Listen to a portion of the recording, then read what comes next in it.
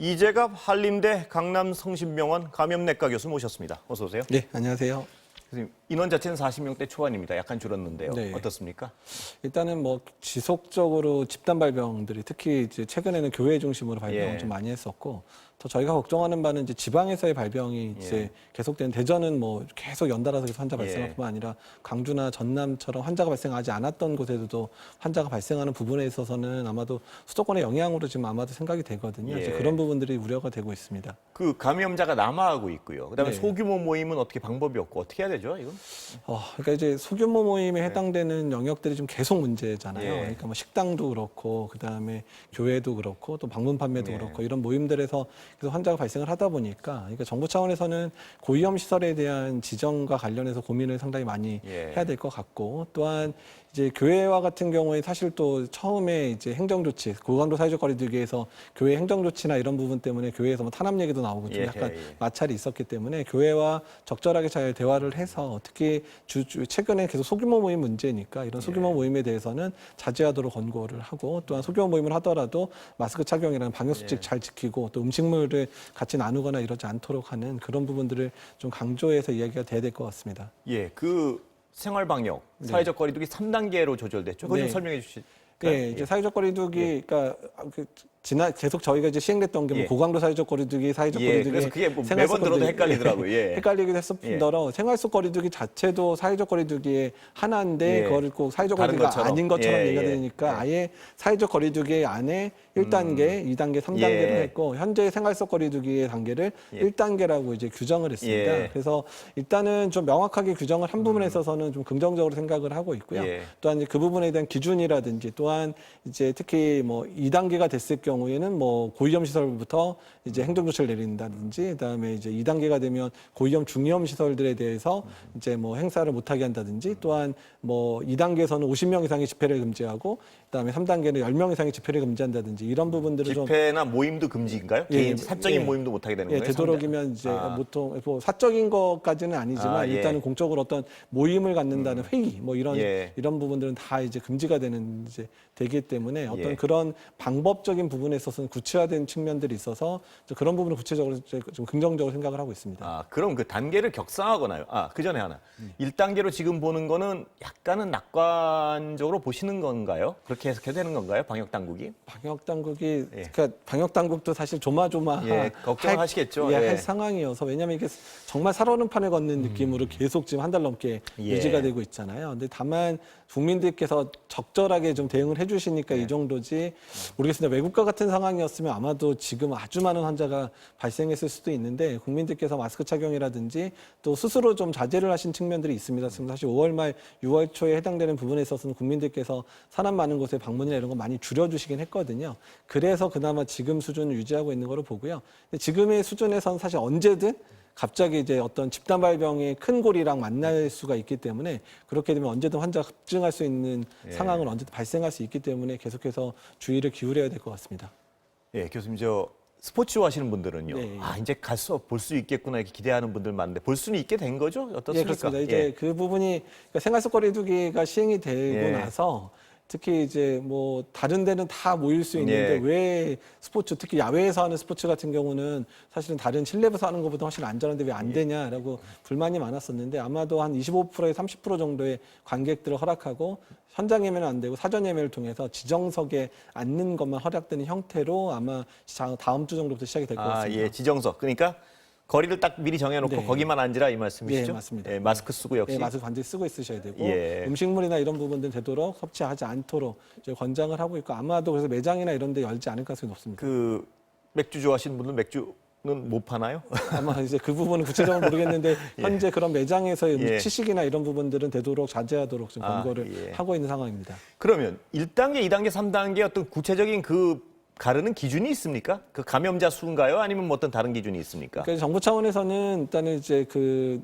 안내를 할 때는 감염자 수로 표현을 했습니다. 그러니까 50명 이상이면 2단계, 그다음에 100명에서 200명 이상이면 3단계이긴 하지만 숫자만으로 표현하면 너무 불안정하니까 그 부분에 있어서 종합적인 판단을 하겠다. 특히 의료계의 의료 체계의 어떤 준비 상황이라든지 어떤 과부하나 이런 부분까지 고려해서 결정하겠다라고 얘기를 하고 있습니다.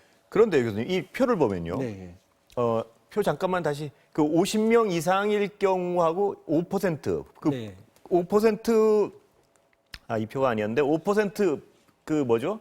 깜깜이 감염이 네. 5%면 근데 지금은 넘어서 있지 않습니까? 네. 근데 1단계란 말입니다. 이런 건 어떤 종합적인 판단을 한단 말씀이시죠? 예, 맞습니다. 종합적인 예. 판단에서 의료 체계 부담까지 고려해서 예. 만약에 그 선을 넘는 것 같다 그러면 할 수도 있고 또 이번에 하나 이제 내용이 들어간 거는 일단은 전체 전국을 할 건지 이제 특정 지역만 할 건지에 대한 부분도 특정 지역에 한해서도 이런 사회적 거리두기 단계를 올릴 수 있다라는 부분이 예. 아예 명시가 된 부분이 있어서 만약에 수도권이 만약에 어려운 상황이면 수도권부터 이제 사회적 거리두기 2단계로 넘어가거나 이런 것도 가능해진 부분이 있습니다. 그리고 또 하나 궁금한 게 아까 이제 종합적 판단을 한다 그러셨으니까 제가 여쭤보는 건데 어느 날 옷이 한 48명이었다가 다음 날 한 뭐 50몇 명이 됐다고 해서 이게 1, 2단계 왔다 갔다 하거나 그건 아닌 거죠. 이 어떤 예. 종합적으로 판단해서 좀 며칠을 장기적으로 가고 이러는 건가요? 네, 그렇죠. 그래서 만약 네. 상황이 그냥 비슷하게 간다면 하지 않지만 예. 특히 이제 2단계, 3단계 갈 때는 이제 중요한 게 하나가 더 추가된 예. 게 뭐 50명이었는데 갑자기 100명이 되는 게 그 해당 관찰 기간의 2회가 되면 예. 그거 3단계 넘어갈 수 있다. 이런 식으로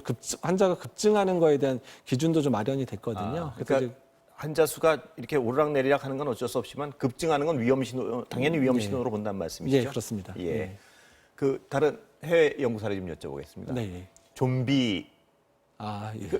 뭔가요? 이게 뭐 듣기가 좀 섬뜩해서. 근데 사실 이제 좀비라는 예. 표현을 쓰기가 좀 그러기는 한데. 예, 언론에서 만든 것 같고. 예, 그러니까 이제 코로나 바이러스에 감염돼 있는 이제 호흡기 세포가 예. 이제 코로나 바이러스가 증식을 했을 때 대부분은 대개의 바이러스들은 이제 그 호흡기 상피 세포를 파괴시키면서 유리가 된 상태에서 다른 바이러스에 다른 세균에 다른 세포에 다시 예, 들어가야 예. 되는데 이거는 그 세포 자체가 코로나 바이러스의 영향 때문에 이렇게 무슨 뭐라고 통로 같은 거를 이렇게 발처럼 만들어서 예. 다른 세포와 통로를 만들어서 그쪽으로 이제 그 바이러스가 전파가 되더라. 이제 이런 게 전자현미경이라 연구를 통해서 이제 증명이 된 것 같습니다. 예. 그래서 다른 감염병하고는 완전히 다른 건가요? 아니면 다른 감염병에도 다른 이런 감염병은 뭐 에이즈나 HIV 예. 바이러스나 이런 게 그렇게 전파될 수 있다라는 게 보여진 적은 있는데 저도 좀 호흡기 세포에서 이런 거는 좀 처음 들어보는 거여서 그렇습니까? 저도 좀 논문을 좀 찾아봐야 될 상황이긴 합니다.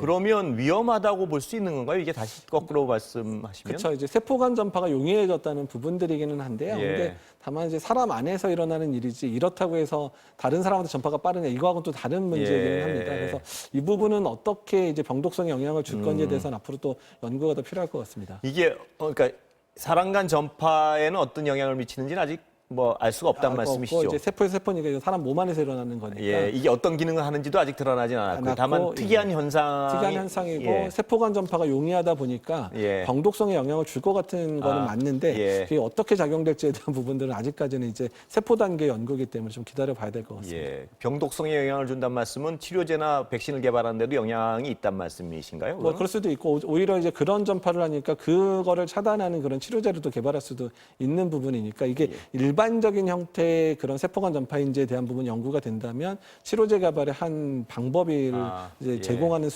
방법일 수도 있습니다. 예. 그런데 이제 이 코로나19가 맨 처음에 발생한 다음에 지금까지 이렇게 보면요. 네. 대단히 많은 새로운 어떤 증상도 나타나고 있고 그 새로운 어떤 현상도 나타나고 있는데 이게 일반적인 어떤 감염병의 케이스입니까? 아니면 이게 더 특수한 건가요?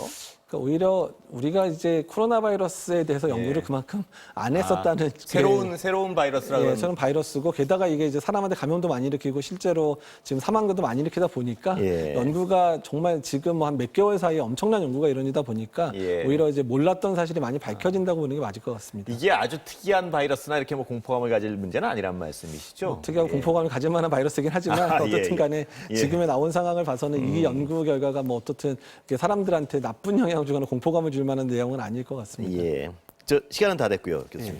마지막으로 이제 전 세계 확진자가 19만 명을 넘었다고. 100만 명, 아니, 1000만 명, 1000만 명. 1900만. 예, 예. 사상 최고치. 예.